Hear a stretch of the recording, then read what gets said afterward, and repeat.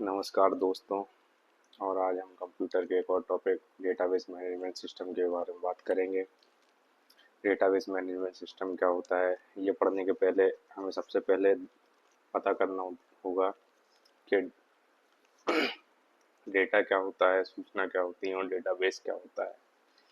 तो जैसे किसी भी फैक्ट्री को चलाने के लिए कच्चे पदार्थों की आवश्यकता होती है, ऐसे ही किसी भी जानकारी को बनाने के लिए हमें तथ्यों की आवश्यकता होती है। इन तथ्यों को हम क्या बोलते हैं, रॉ डेटा बोलते हैं, रॉ फैक्ट बोलते हैं, जो कि आंकड़ों के रूप में होते हैं। इन्हीं आंकड़ों को, जो रॉ फैक्ट है, इनको हम क्या बोलते हैं, डेटा या आंकड़े बोलते हैं।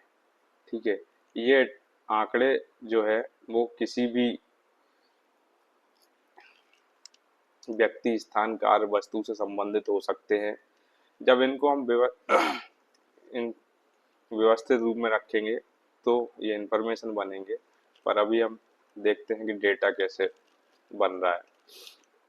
तो जितने भी जो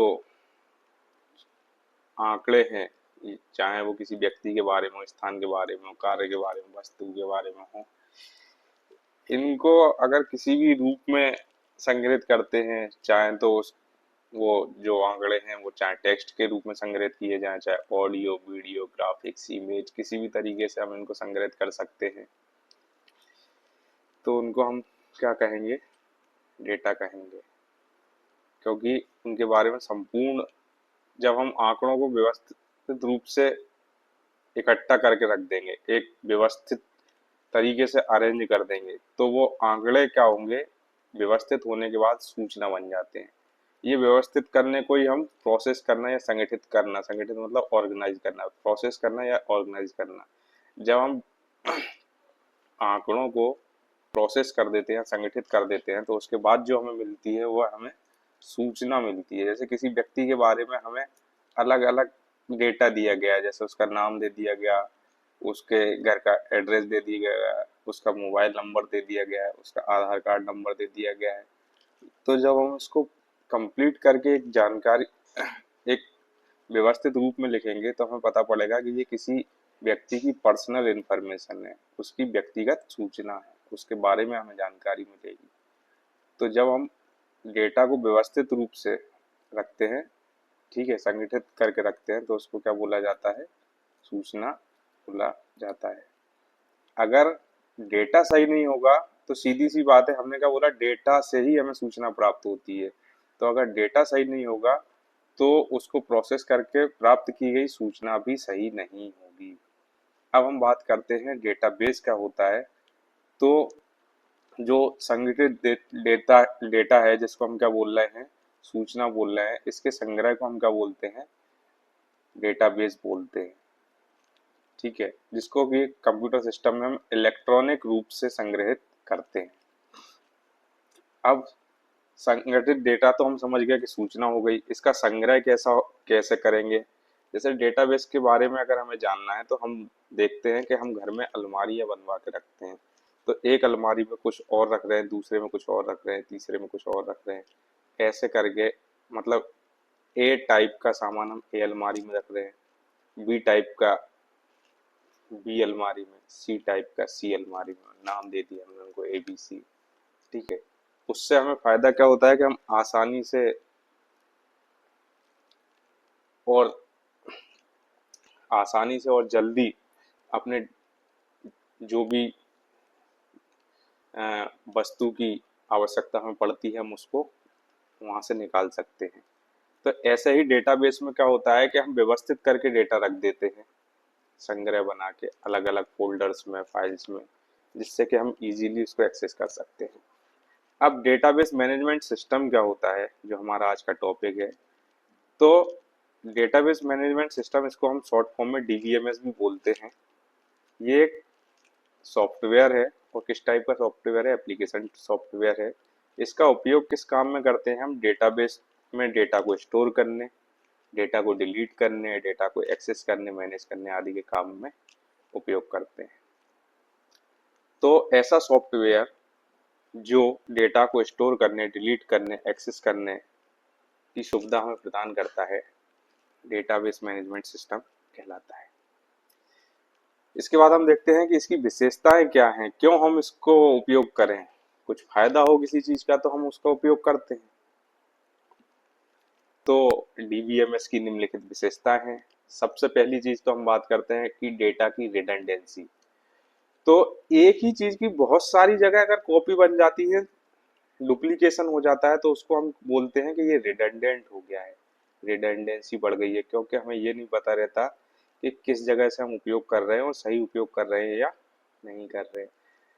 तो डीबीएमएस जो है वो डुप्लीकेसी को मिनिमाइज कर देता है, और जहां तक होता है कि डुप्लीकेसी रखता ही नहीं है, डेटा के डुप्लीकेशन को होने से रोकता है। तो एक सबसे बड़ा फायदा क्या होता है कि इसमें हमें रिडंडेंसी जो होगी वो सबसे कम मिलेगी या बिल्कुल भी नहीं होगी। ठीक है, डुप्लीकेट डेटा नहीं मिलेगा। दूसरी बात करते हैं हम, दूसरा विशेषता इसकी जो है डेटा इंटीग्रिटी या सिक्योरिटी। सिक्योरिटी मतलब कि हम जो अपने डेटाबेस में डेटा को रख रहे हैं वो सुरक्षित है कि नहीं है। तो सुरक्षित रखने के लिए डीबीएमएस क्या करता है, पासवर्ड की सुविधा प्रदान करता है। कोई भी उपयोगकर्ता बिना पासवर्ड के डीबीएमएस से अब डेटाबेस को उपयोग एक्सेस नहीं कर सकता है।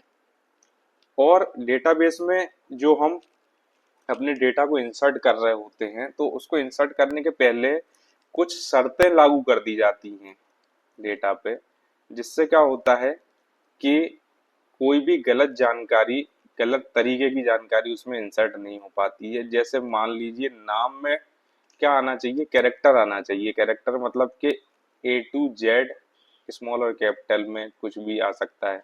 ठीक है, लेटर्स आएंगे इंग्लिश के।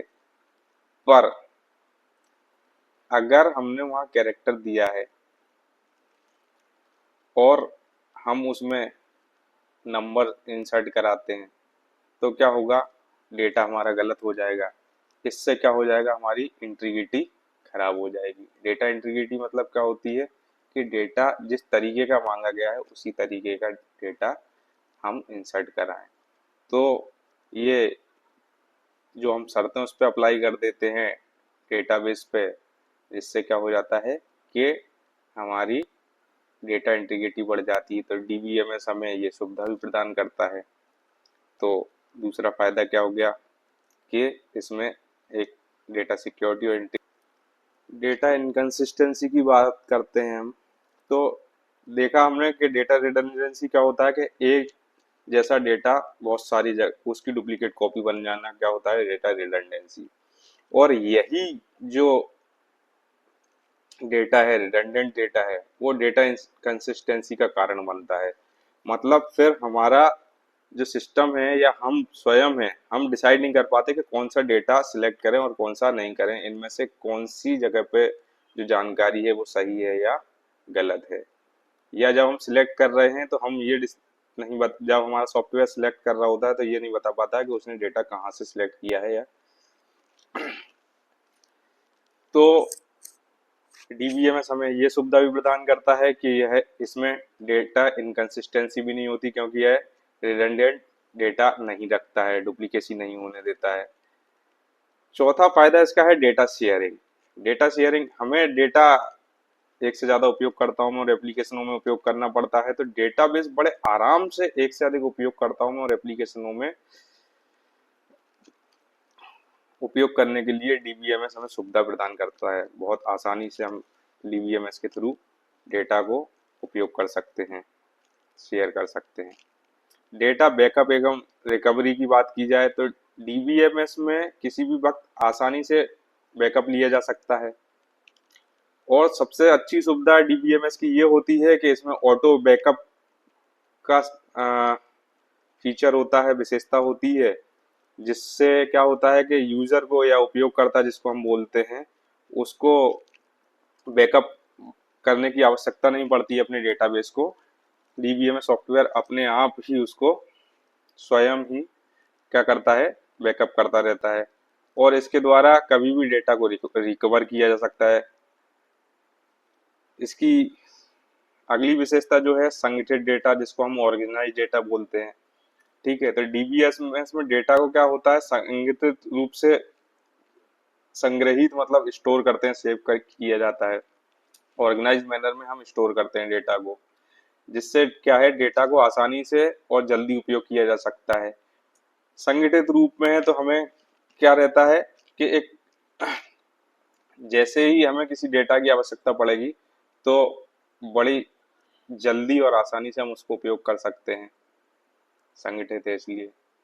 सटीकता मतलब एक्यूरेसी की बात करते हैं हम, तो चूंकि डीबीएमएस में डेटा रिडंडेंसी नहीं है, इनकंसिस्टेंसी नहीं है, इसलिए हमारा जो डेटा कैसा होगा, वो ज़्यादा एक्यूरेट होगा। तो इसमें सटीकता कैसी होती है, अधिकतम होती है। और अगली विशेषता की बात करते हैं, डेटा एनालिसिस। तो डीबीएमएस में डीबीएमएस जो है वो डेटाबेस में डेटा को कुछ शर्तों के आधार पर एनालिसिस करके सेव करता जाता है, स्टोर करता है, या हिंदी में कहें संग्रहित करता जाता है। तो इसमें हम बड़ी आसानी से अधिकतम, न्यूनतम, औसत आदि ज्ञात कर सकते हैं, मिनिमम, मैक्सिमम और एवरेज निकाल सकते हैं। ये हमारा डीबीएमएस की बारे में एक सामान्य परिचय और उसके जो विशेषताएं हैं वो थी। और आगे हम डीबीएमएस के जो डेटा मॉडल्स हैं और कुछ की पॉइंट्स, या जिनको बोले शब्दावली जो उपयोग होती है डीबीएमएस में, वो हम पढ़ेंगे। धन्यवाद।